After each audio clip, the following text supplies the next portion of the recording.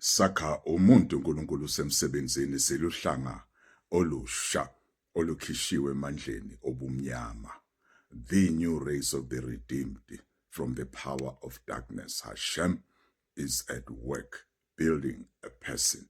One new race, we don't believe in speaking to spirits.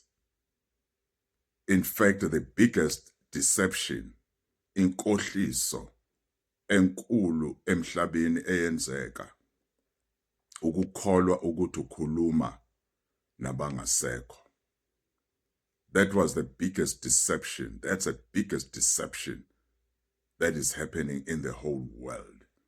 Even the Persia, they think they're speaking to the dead. Abafile ngeke uzokhulume nabo. Inkohliso leyo ukhuluma nemimoya. We are speaking to spirits. Abantu that defrauded. It's a fraud. A soul, it's resting or it's kept somewhere. The minute uphuma emzimbeni, umzimba becomes lifeless. Kuphume spirit, kuphume is soul.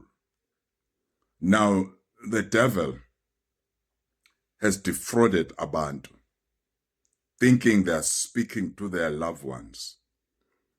We are speaking to the spirits. Eskamaflashile sazenza your loved one.